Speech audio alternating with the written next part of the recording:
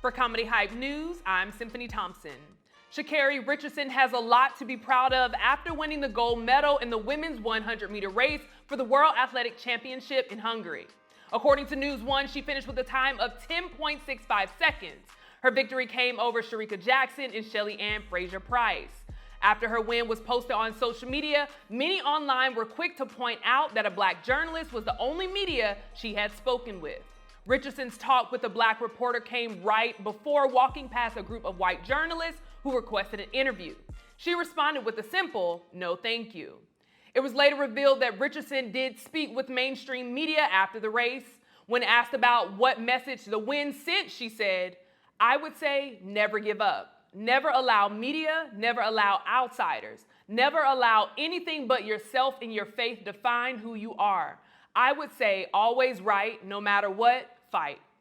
Richardson had the mindset from the beginning of the season, saying she's found peace on the track now that she knows what's important to her and what she represents. After the qualifying race on Sunday, Richardson said, "The world, I'm not worried about the world anymore. I've seen the world be my friend. I've seen the world turn on me. But at the end of the day, I've always been with me. God has always been with me. So being on this scale now, it's my time. It's always been my time, but now it's my time to actually do it for myself. And the people that felt like me, the people that look like me, and the people that know their truth about themselves as well, I represent those people." During a post-race press conference, Richardson corrected a reporter on the pronunciation of her name while praising some of her other peers on the track. Another reporter, who had been identified as Jonathan Galt, started his question by bringing up Sha'carri not making the team last year, but would ask what differences she made on and off the track in order to become a world champion. Last year, your 2022 season was pretty rough. You didn't even make the semifinals of the U.S. Championships. Now you're the world champion. What differences did you make, either on or off the track, that allowed you to be so consistent and become the world champ this year? Well, obviously I didn't make the team last year. I don't think you have to say that. The fact that I'm sitting here now and I am a world champion, it just, the difference between now and then is just, like I said, I've been whole with myself. Stay in my faith, stay grounded. The people around me, knowing to keep who is around me, who genuinely cares for me, and just staying dedicated and focused, blocking out the noise, blocking out media like yourself, and just continuing to go forward. I feel great. Like the journalist mentioned, Sha'carri was forced to miss the Tokyo Olympics 2 years ago after testing positive for marijuana during the U.S. Olympic trials. As a result, she received a 30-day suspension and was left off the U.S. women's 4x1 relay team. Soon after her removal, she appeared on NBC's Today Show where she showed regret. "I apologize. As much as I am disappointed, I know when I step on the track, I represent not only myself, I represent a community that has shown great support, great love. I apologize the fact that I didn't know how to control my emotions and deal with my emotions during that time." Richardson's struggle continued last year when she fell short in the 100-meter and 200-meter finals. But now she's bounced back and has let everyone know she's not back, she's better. Lately, Richardson has taken the time to get a few jabs in at some of her critics. The way the mainstream media has covered athletes and public figures is something that's been criticized over the years. It seems like a lack of respect for sports figures is something among journalists, which is something Richardson spoke out on in the 2022 USA Track and Field Outdoor Championships. Now, interestingly enough, the same reporter she would just confront after this recent win would be a part of the journalist she would scold back in 2022. What I have to say, y'all can all take this interview and do whatever you want to do with it, that when you guys do interviews, y'all should respect athletes more. Y'all should understand them coming from whether they're winning, whether they're losing. Athletes deserve way more respect than when y'all just come and throw cameras into their faces. Understand how an athlete operates and then ask your questions. Then be more understanding of the fact that they are still human, just to the fact of y'all just trying to get something to put out in an article to make $1. Thank you. For the last few years, people have had a lot of negative things to say about Richardson, but her performance this summer has got everyone quiet. We have our very own borderline analyst, Danielle Miller, and Olympian and motivational speaker, Akeem Haynes, joining me in on this conversation. First and foremost, thank you both for joining me. I'll start with you, Danielle. Danielle, how are you doing? I'm well. I can't complain. It's a good day, Jazz. It is.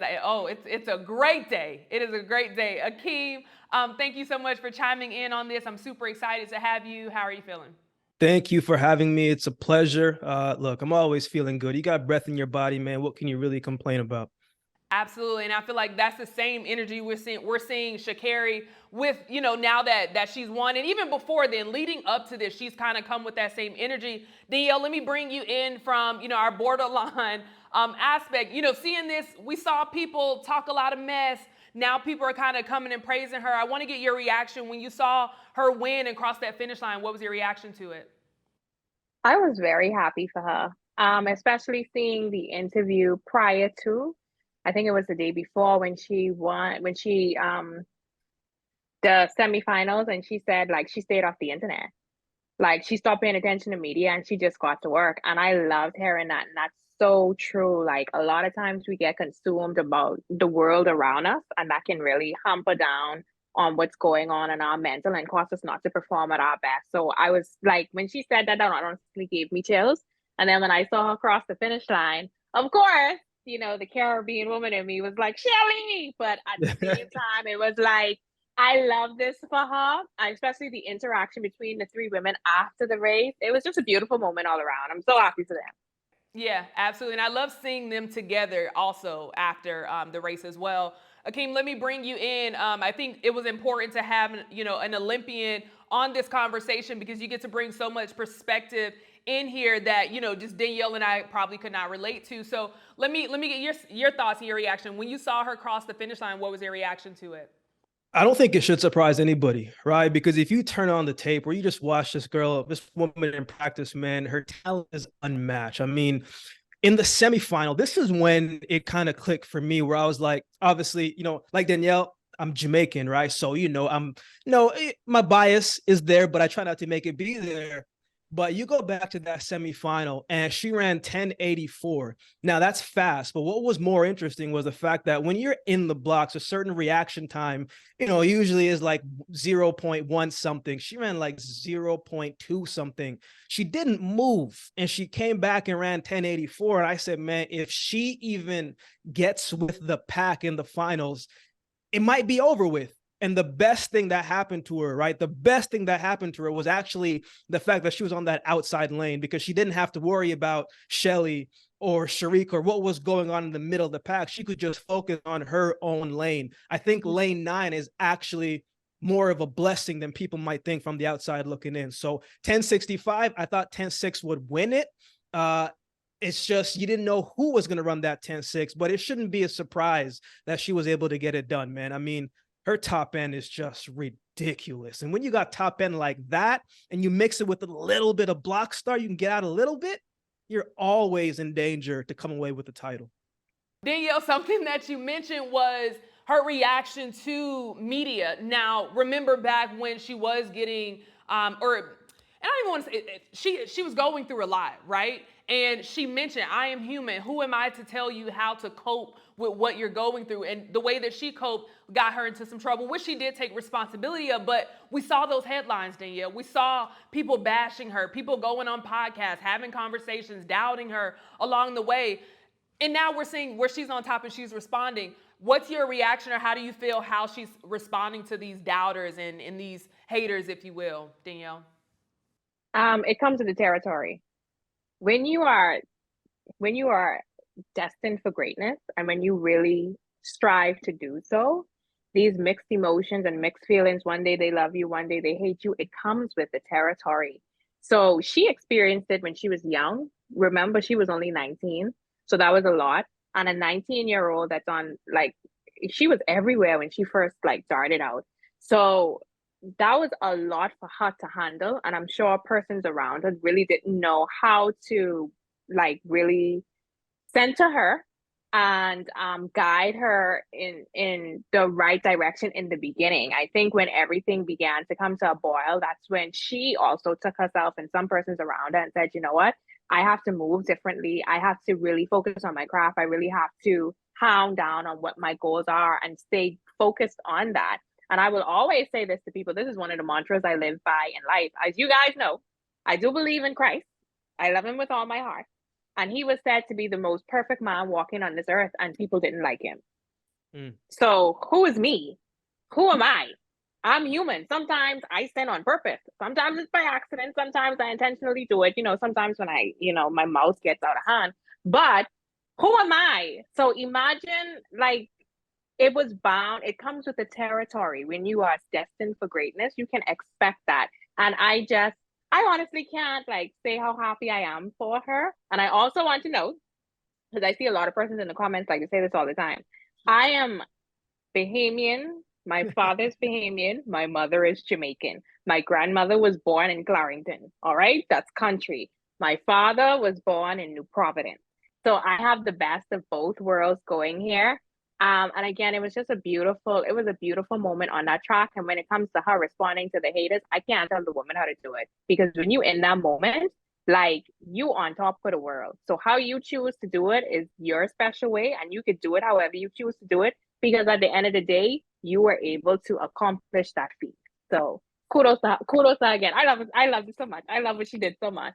Yeah, no, and I even love hearing her say, I'm doing it for myself now. I'm not doing it for the world anymore. I know what it's like for the world to love me. I know what it's like for them to hate me. Now I'm focused on doing it for me, and she did exactly that. Akeem, let me bring you in. I'm going to add a two-part here. One, I love your reaction on her responding specifically to the media, because those, were one of the people that she listed out to be, those haters that's running those headlines. But also, too, as an Olympian and even as an athlete of that caliber, how much does the media, have an effect on the mental state of an athlete that's on that level? Again. Yeah, I mean, the media is the nature of the beast. I mean, you put yourself when we make a mistake, not everybody gets to see it, right? But when you make a mistake on that scale and you have a big following like she does, man, she could go and chew gum and throw it on the road, and somebody would say, man, she doesn't love the earth. You know what I'm saying? So no matter what she did, positive or negative, it was going to be an impact. It's just so people like to remember the negative stuff more and bring that to life to create these headlines and stuff. Like, I remember before I made the Olympic team, my second Olympic team, a couple of years before, like, I stopped talking to the media on the Canadian side because they were not printing what I would be saying. And I said, if that's how you're going to move, then it's all good. I'm not going to do this. I'm going to do my thing. I think one of the biggest things that Sha'carri has done, and I don't know her personally, one of my teammates, he trains with her, but we've never talking about her. In anything in life, when you reach a certain level of success, doesn't matter if it's something big, something small, your version of success, you have to be able to compartmentalize. The greats are able to do that, right? It's very hard to compete at a high level with all that pressure and then not care what anybody says. Like, we're human, we're going to care, but what you let in at the right time, at the right moment, is going to make a big of a difference, man. And so for her, the other thing that I noticed is the fact that you look at how she's speaking, how she's moving, her mannerisms, it seems like she's having fun again. There's a part in sport where you're doing it and it doesn't become fun. It becomes pressuresome. It becomes heavy. You do stuff you don't want to do, but you have to because the sponsors say it, because it looks good. But to her right now, it seems like she's gotten a point in her life where she was like, look, I'm going to do it this way, and I don't care what anybody else says because I believe this way is right. And you have to respect that. And that's where she is. And it's actually paying off more than a lot of people might think. Yeah, I couldn't agree with you. Oh, go ahead. No, go ahead, Danielle. Go ahead. Hop in there. No, I was gonna also add on to his point about her having fun. Some people might take that as her being rude when she corrected the journalist on her name or her being cocky. But at the end of the day, for me, it's like she put in the work. She ran her race. She won. And guess what? People might have looked at Jordan when he wore that red shoe on the court as him being cocky or rude. Like, he's not paying attention to the NBA's rules. But it's like legit when you have that star power and you've put in your heart, sweat, and tears, however you choose to respond. I mean, it is what it is. And another thing is, it's not like, I also looked at it, and some people might say, the media is what they need to make sure their name stays out there. They're athletes. You get paid to go on that track, run your race, and come out on top. So it is what it is. No, I think you both made great points. And I think something Akeem said that I think is just to close us out here, you can just tell, like, the way she's moving, the way she's talking, it's like it gets you excited. It motivates you because it's like she's doing it. To hear her say, I'm doing it for myself. And, she gives praises to God, which, we appreciate very much. But just seeing her move in the way that she's moving, it's like, girl, you deserve it. Like, just all claps and congratulations, because she's not doing it for anybody else, but she's doing it for herself. And I think that's what's most important. So thank you both for chiming in on this conversation and on this topic. Before we head out, I want to know what you both have coming up. So Akeem, I'm actually going to start with you. I know I mentioned, of course, you're an Olympian, but also you're a motivational speaker. So I would love to know, what do you have coming up? And of course, how can people follow you and keep up with everything that you're doing? Yeah, so you also have a podcast, so all the things. Yeah, podcast Unscripted with Akeem Haynes. Social media, it's at Underdog AKH across the board. What's coming up? 2 track and field camps next month in the Easton, PA, New Jersey area. That will be September 15th and the 24th. So those are the next 2 things that we're going to be doing. Absolutely. Last and certainly not least, Danielle Miller, what do you have coming up? And of course, how can people follow you? Okay, so I'm going to take this opportunity to very well inform the world that the Bahamas is killing it right now in sports.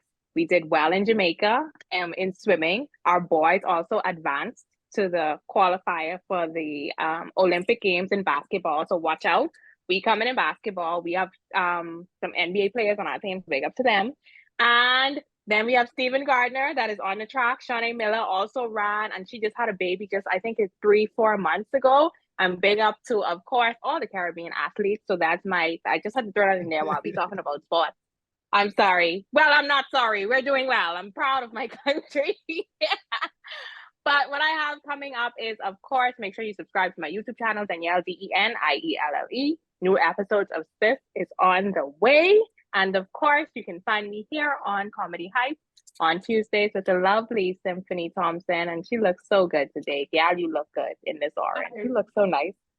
I appreciate you so very much. It's always a pleasure having you on Tuesdays. And Akeem, thank you again for joining us on this topic as well. I appreciate all the work that you're doing. So thank you for adding your insight here. Thank you for allowing me to be a part of this. I appreciate you. We go way back, college days. If you want to hear any college track and field stories about Symphony, hey, maybe one day we'll expose some of those things. Oh, hey now, let me get y'all off. I didn't make it that far. Well, I went to national, so I'm not gonna Put some respect on yourself, man. Come on now. You're right. I met an Olympian at a track meet, so obviously I was doing something right in college. I was doing something right. But again, I appreciate you both very much. Thank you so much for chiming in on this topic. I really appreciate when we can have an expert and someone in-house to further the conversation, because honestly, naturally, I wanted to call out all the people and outlets that doubted her, spoke down on her, and judged her during a time where she needed a community the most. But I think she did such a tasteful job in handling it herself, right? I think the focus should be on 2 things that I've seen her care the most about. One, obviously her win. I don't think I can say it enough, but congratulations on your win and for doing it for yourself. I think the clip that really spoke to me the most was when she said exactly that. I've seen the world be for me and love me, and I've also seen them hate me. Now I'm doing it for me. And as I mentioned in the conversation earlier, I think that's what's most important. Now, the other thing is what I've been seeing her post about on Instagram, and that's the challenges of the USA track and field athletes. And as I mentioned earlier, I ran track, but I obviously only made it to a collegiate level. But the thing that steered me away from going further was the fact that professional track and field athletes barely earn a living, often barely scraping by, while their national governing body's leader earns an exorbitant amount of money in pay and perks. Flow Track reports this, that only few post-collegiate athletes are fortunate enough to secure sponsorship deals from shoe companies, which support athletes they believe will compete well enough to earn spots on the U.S. international teams and win medals. And even if an athlete acquires a sponsorship, the contracts often have harsh performance-based reduction clauses that can negatively impact salary. Check this. According to a grant-making nonprofit, the average income for 150 U.S. athletes who ranked in the top 10 in their event in 2015 earned $17,000 that year, which is absolutely crazy to me. I remember Justin Gatlin being on the podcast I Am Athlete, and he mentioned at the height of his career, at the height of Justin Gatlin's career, he only made $1 million before endorsements. Like, what? The world literally stops to tune into these events, and I think their pay deserves to reflect that. But in the words of Sha'carri Richardson, she's not back, she's better, but I'm gonna add to that. She deserves better. She puts on for our country, she puts on for us, she stops the world for us. She's bringing eyes to us, and she deserves better just as much as she is better. But hey, those are just my thoughts. What do you guys think about Sha'carri confronting the reporter on their latest coverage of her recent win? Let us know in the comments below. For Comedy Hype News, I'm Symphony Thompson.